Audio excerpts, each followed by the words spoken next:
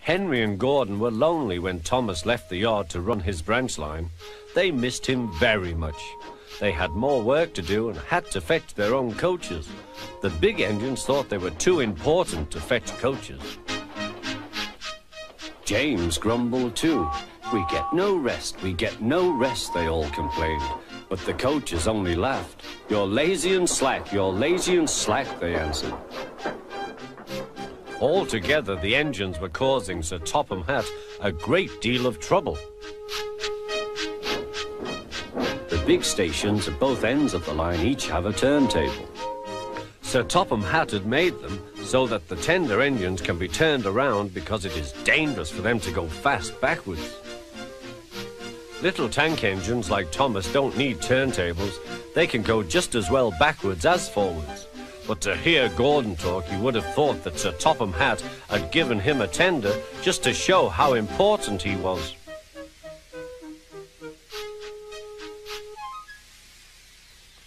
"You don't understand, little Thomas. We tender engines have a position to keep up. It doesn't matter where you go, but we are important. And for Sir Topham Hatt to make us do shunting, fetch coaches, and go on some of those dirty sidings, it's not the proper thing."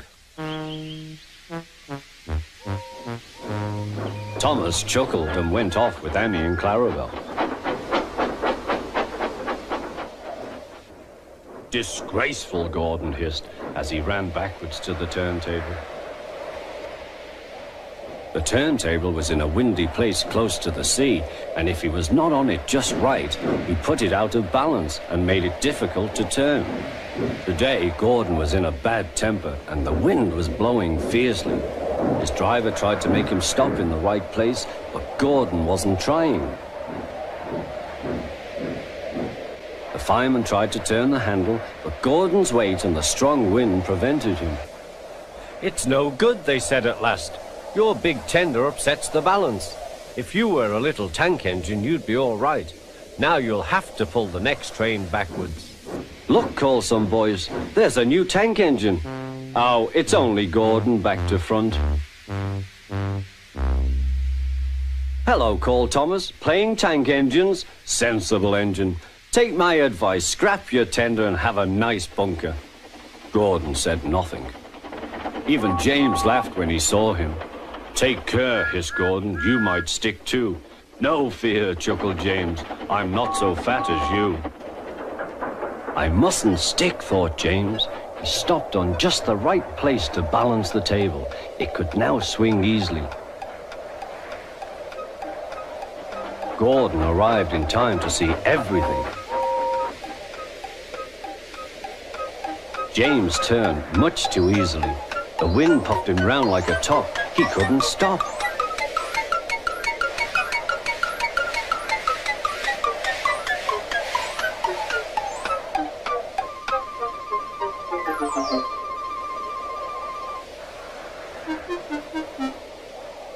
"Well, well," said Gordon, "are you playing roundabouts?"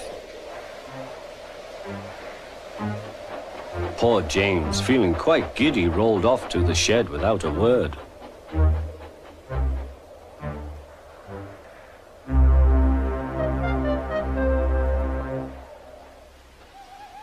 That night, the three engines had an indignation meeting. "It's shameful to treat tender engines like this. Gordon has to go backwards and people think he's a tank engine. James spins round like a top and everyone laughs at us. And to add to that, Sir Topham Hatt makes us all shunt in dirty sidings. Blah!"